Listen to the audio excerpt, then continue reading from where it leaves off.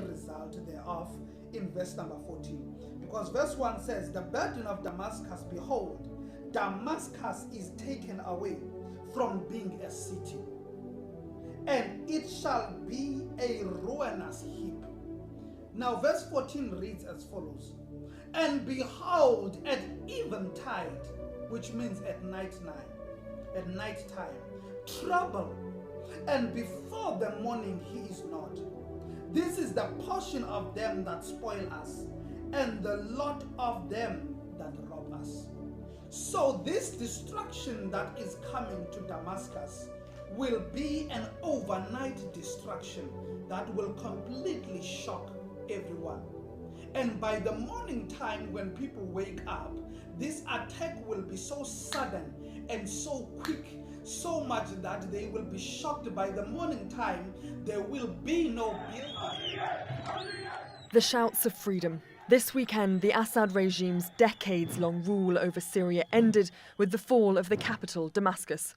This takeover was led by multiple groups with differing ideologies. Now, we don't know yet if this was actively coordinated, but our analysis of more than 100 videos indicates this was a multi-pronged approach, with groups swarming the capital from different directions. Here's how it unfolded. Rebels under the Islamist group Hayat Tahrir al-Sham had been capturing key towns in the north of Syria as the week progressed. They started heading south towards the capital, Damascus.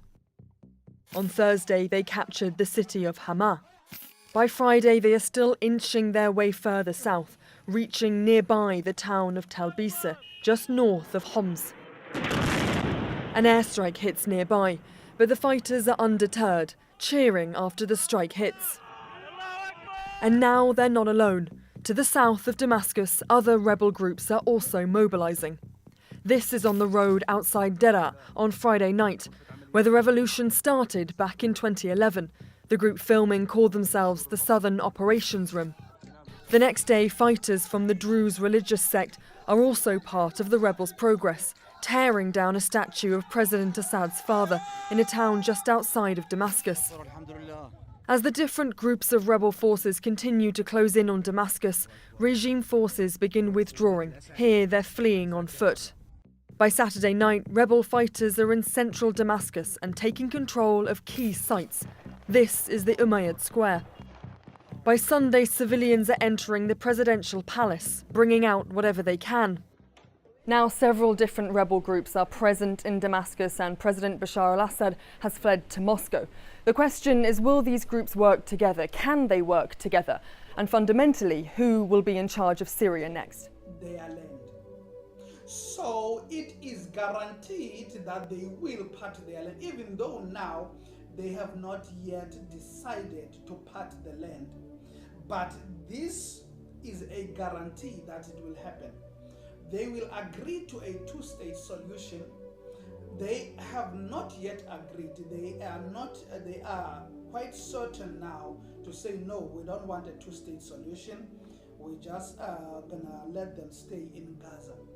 But something is about to happen that will enforce them to come to the two-state solution, to both the Jewish nation and to the Palestinians.